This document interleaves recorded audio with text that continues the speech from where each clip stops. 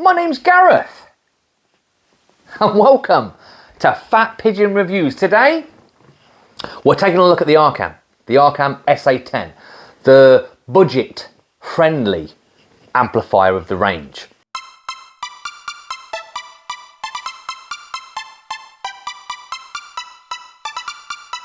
Now this amplifier is an AB class amplifier, so it's got good performance and it's relatively efficient. It's got 50 watts per channel as your output power. It's got a 32-bit DAC in it, a Sabre DAC. I'll put the specifications of the actual chipset on the screen now.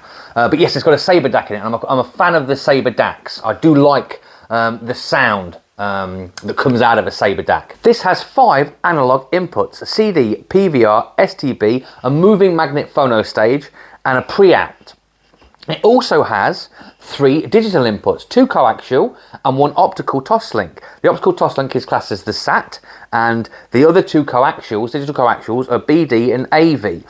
It has a USB on the back, USB-A on the back. That's not for inputting any music files or anything, that's just for updates. And it has the RS232 port on the back also. An Ethernet port, and then obviously your power cable where your power goes in.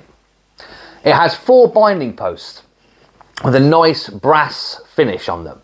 They're metal, they're sturdy, they're solid, and they look quite nice, I think. On the front of the Arcam SA10 amplifier, it has a lovely, solid, it's plastic, but it's quite rugged, it's quite heavy. It's got little increments in there.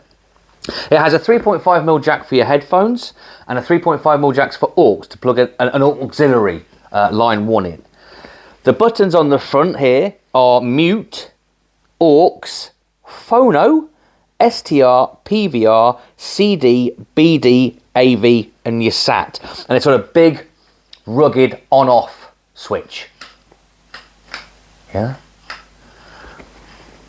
The buttons are plastic at the front, but they are a nice finish. They're not metal. They are just a plastic across the front. But I think it all blends well. And it's quite a sleek design across the front, and it's nice to have actual separate buttons. I do like separate buttons so you know exactly where you are. A lot of amplifiers nowadays have input, like a jog shuffle or a dial for you to select your input, or one button that you keep sieving through to select all your different inputs. I do like the fact that it's got separate individual buttons for each source. Now, like I say, it's got a Sabre DAC in it. It's got a sampling rate of 192 Hertz from the Sabre DAC. So you're going to get your high-res music through the DAC. It's quite a weighty, it's about 8.4 kilos for the amplifier itself. It has got a bit of heft to it, which is quite nice in a budget-friendly amplifier. For this price point, you know, $595 or $599, I think it's about £600, $600. But yeah, it's got a bit of weight to it, a bit of heft to it. It's all metal, it's solid, it's rugged.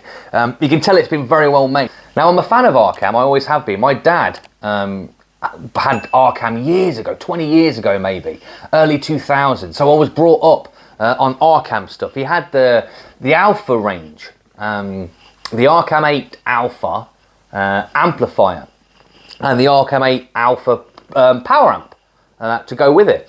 And I think an Arcam Alpha 7 CD player with some lovely B&W 603s, floor standing speakers. So again, I was brought up on them. Now, Arcam's been around for a very long time. One of the longest running hi-fi manufacturers in the UK. They've been going for many years. And they're just around the corner in Cambridge. I say round the corner, they're about 2 hours away. But again, just around the corner. So yeah, I think they've got a nice heritage. And I think they pretty much know what they're doing, especially with listening to this one and the SA30 that I reviewed a week or so ago. That was a very nice sounding amplifier. Now this one, again, it's the budget range, it's £600. I just want to say a thank you to Audio Lounge Leicester. They've lent this to me. I don't get paid for these videos.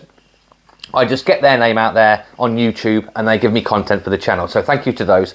And they, like I say, they've lent this for like the last 5 days. And I've been testing it, I've been playing with it. And one thing I found, which I thought honestly got quite scared of, is I left it on and it goes into a standby mode. Now when it goes into standby mode, I didn't realise that I was pushing the button on the front. So you push the button and nothing happens. You think, well, and you push it again and you think, oh, and then all of a sudden it clicks on.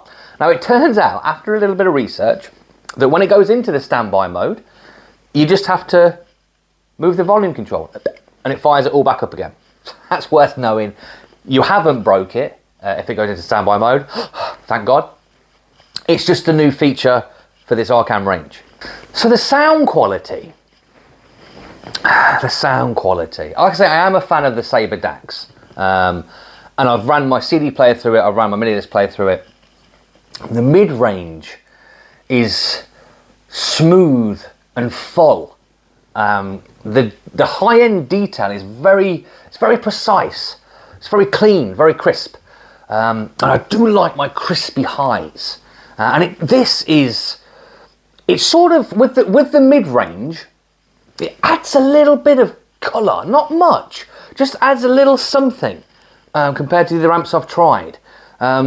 It's like a contrast on your TV. The colourfulness, it's at a certain, a lot of amplifiers are at natural colour. This is like a couple of notches. So you get your TV remote, you got your contrast, there's your colourfulness, and then you just put a couple of increments on the controller just to up that colourfulness on the contrast, and that's the same sort of sound signature you get, and you're just getting a little bit more colour through the mid-range. Which wasn't an unpleasant thing. Like I say, it's just adding a little bit more, and it was quite refreshing, it was quite nice to hear. And like I say, with the cymbals and the hi-hats and the bings and the bongs for the high end, again, it was sort of very refined and very precise, which I really did like. The lower end for the bass is controlled. It's not quite as controlled as the SA10. The SA10 really controls it and packs a punch. This is a little bit more relaxed on the bass compared to the SA10. It's not a bad bass, it's a good, nice bass. It's just a bit more relaxed, like I say, than the SA10. The all-round sound, from what I can remember of the SA10, this is a little bit smoother, a little bit softer than the SA10. The SA10 was very authoritative and very punchy, very snappy, very fast. And this is just that little bit more relaxed compared to that. From the turntable, it does retrieve the detail. Not so much as the SA10, the amount of detail that can pick out of a vinyl record was astonishingly good. But this still does a fantastic job of it. Now, like I said, this is £595, £600. It's not going to be as good as the SA10. We all know that. But this still did a fantastic job. The build quality, the design of it, it's Arcam. It says Arcam, it's rugged, it's metal, big holes in the vents. You can see directly inside the actual amplifier, which I like. I mean, I know it's for cooling, but I do like the fact that it's got that big grill on the top. Again, it's plastic for the front stuff, but it still looks nice. It's still a good quality. To touch it, it feels quite nice. It's a standard size, a generic size, a separate size that will go in any of your hi-fi racks. So the speakers I've been testing them with are the F500s, Fine Audio F500s. And like I say, it does add this little bit of colour to them, but it's not really necessarily a bad thing. It all depends on what you like, it all depends on what you want to hear.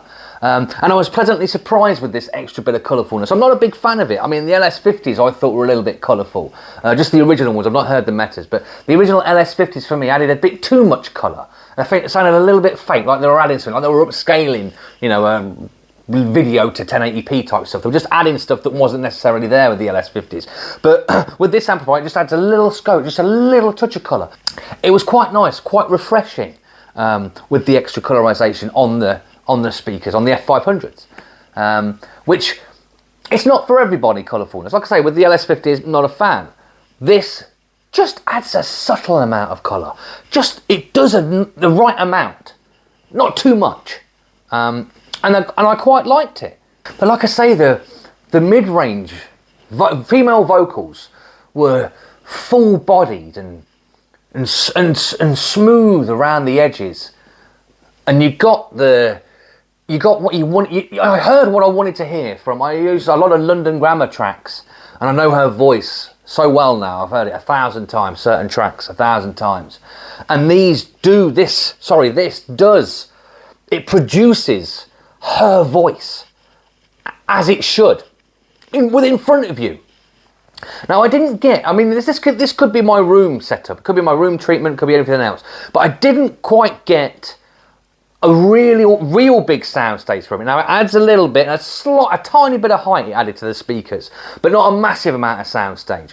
But again, I think it may be my room setup, because what normally happens with when I'm testing these amplifiers, that I do get a nice image, center image, and the separation from this was very good. You can pick out, again, the instruments and where you think they're going to be, and you just sit back and you close your eyes and think, yeah, that's where singer, guitarist, drummers just slightly set back. Now they don't get that, it's not a deep amplifier. It doesn't add much depth to your speaker, maybe a hint of depth, and like I say, a little bit to the actual soundstage. And the imaging, the center imaging for this was quite nice. It was there. It wasn't fully precise. I've said this before, I'm pretty sure of it, but it wasn't fully precise in the center. It wasn't very clear that that's exactly where it was. I mean, if you closed your eyes and you listened, you could tell that the woman was singing in front of you and the guitar was here.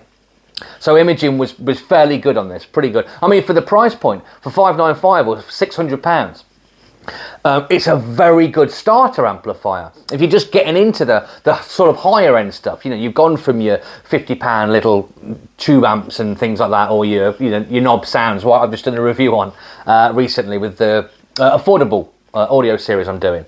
So if you're trying to get a step up and you've got £500 or £600 to spend, this is a fantastic contender. The competition that this has, that comes to mind, that I was actually recently looking at myself to upgrade, was the Audiolab 6000A. Now the DAC in that's supposed to be very good, but the Phonostage, I've not pulled the trigger, I've not sort of gone for the Audiolab, because I've not heard it, and I've not heard that Phonostage. I've not heard great things. It's an all-round amp, it's very good, but I want the Phonostage to be that little bit more. I mean, I've heard this one, obviously, I've got it here with me now, and it has got that little bit of warmth, like I keep saying. So I'm not sure, apart from, like I say, the Audiolab, I'm not sure what sort of competition this has. I think there's an Emotiva amplifier out there, a Bass X4 or something like that, or 5, that's about £600. Again, I've not heard that one. I'd love to hear all these amps, so I can compare.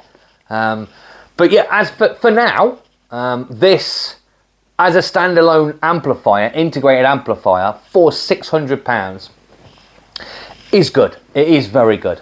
I think it's sort of punching a little bit above its weight on certain areas, like I say, with the mid-range. The Blue Sound Power Node, another amplifier that I reviewed, was a little bit more relaxed. This is quite strict on the music, like the SA10. It sort of tightens everything up, and it is precise. Like I keep saying, I do apologise, but the Blue Sound Power Node was a little bit more relaxed as an amplifier, a little bit, not necessarily more fun, but just allowed a bit more wiggle room for music, if that makes any sense. Again, a fantastic amplifier for the 850, but again, it's got the streamer built into that. But a completely different sort of sound signature that's producing, the Power Node. This is a nice, precise, refined amplifier, especially for its price point. This is the budget range of Arcam, and it's a very, very capable amplifier. No, I know. Let me do the video. Don't bite there. I actually plugged some headphones into the front of this as well, in a 3.5mm headphone socket, and I did some research, and it says that it can cope with, the little amplifier inside, it can cope with 16 ohms and above, so it can power some pretty hefty headphones as well, which I thought was quite a nice feature, especially on the lower end, the budget range. So as a summary, this is just going to be a quick video, just a quick look, quick review, fast review, quick review, short review. Anyway, it was just going to be a short review on the SA10. I've got to take it back pretty soon. And like I say, I'll leave a link in the description below for Audio Lounge Leicester that have lent me the amplifier and all these other bits and bobs. The higher end stuff, they lend me for the channel. I can't afford all this stuff myself, obviously. This one, with the heritage of Arcam, the way it's built, the design of it, the rigidity of it, and the sound quality that this can produce, again, I think it sort of punches above its weight a little bit for £600, which is not a bad thing. So I'm going to leave it there. I've done my quick review. I've had a play with it for the weekend. I've thoroughly enjoyed it. I might even be coming around for this little bit of coloration. This little, I quite liked it. The that I'm not quite, I'm normally into the natural sounding sort of I want everything to be more natural and sound exactly as it should. But it was quite, like I say, refreshing to have this little bit of coloration that I found coming from this. And I enjoyed it. It was fun to listen to. So on that note, I keep saying I'm going to go. So this time I am actually going to go. So if you've made it to the end of the video, pat yourself on the back. Please subscribe. If you like the video, like it, of course. It's just a quick clicky on your phone or on your, this is a mouse again, mouse, keyboard.